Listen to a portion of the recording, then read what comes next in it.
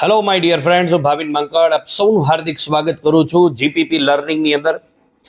મિત્રો, ગઈકાલે એક અતિ મહત્વનો પ્રશ્ન હતો કે ટિપ્પણી નૃત્ય ક્યાંનું પ્રખ્યાત છે.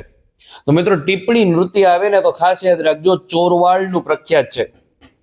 ચોરવાડની અંદર ધીરુભાઈ અંબાણીનો જન્મ પણ થયેલો હતો. આ ઈ જ ચોરવાડ કે જ્યાંનો દરિયો બહુ ગાંડો દરિયો છે મિત્રો, અને આ ઈ જ ચોરવાડ કે જ્યાં મિત્રો કહેવાય છે કે જુનાગઢના નવાબનો અતિ મહત્વનો પેલેસ હોલિડે પેલેસ પણ આવેલો છે. મિત્રો, ટિપ્પણી નૃત્ય એક શ્રમહારી નૃત્ય છે, ચોરવાડની બહેનો દ્વારા કરવામાં આવે છે. અને આ ઈ ટિપ્પણી નૃત્ય છે કે જે લાંબી લાકડી હોય, નીચે જે છે એની અંદર ગોળ, લંબચોરસ કે ચોરસ ડટ્ટો ફિટ કરવામાં આવે અને જમીનને સમતલ બનાવવા માટે મિત્રો આ નૃત્યનો ઉપયોગ કરવામાં આવતો હતો. આપણને એમ થાય કઈ રીતે જમીનને સમતલ બનાવવા માટે?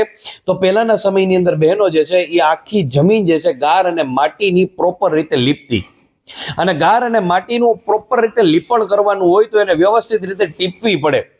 હવે આ કામ જે છે એ રોજબરોજ કરવાનું હોય તો બટ ઓબ્વિયસ છે કે કોઈ પણ બહેનો છે એ કંટાળી જાય, અને આ કંટાળી જાય એટલા માટે આજુબાજુની બધી બહેનો ભેગી થઈ એક ગીત ચાલુ કરવામાં આવે ને આખું ઘર જે છે એ પ્રોપર રીતે સમતલ બનાવી નાખે અને પ્રોપર રીતે જે છે એ ટીપીને સમતલ બનાવે. એટલા માટે આ શ્રમહારી નૃત્ય કહેવામાં આવે.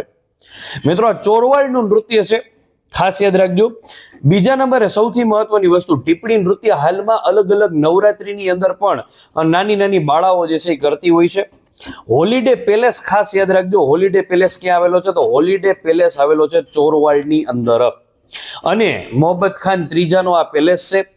એનો દરિયો ખૂબ જ ગાંડો છે. જે રીતે સોમનાથનો ગાંડો દરિયો છે એવી જ રીતે ચોરવાડનો દરિયો પણ સખત ગાંડો છે. આ પણ યાદ રાખવાનું રહેશે. તો મિત્રો, આવા જ અવનવા પ્રશ્નો જોવા માટે ખાસ કરીને જીપીપી લર્નિંગ ટેલિગ્રામ ચેનલ ઉપર જોડાઈ જજો. અને એનું બીજે દિવસે અતિ મહત્વનું તાકાતવાળું સોલ્યુશન તમને લોકોને કરવામાં આવે છે ગુજરાત પ્રશાસન પાઠશાલા ઉપર. Thank you so much.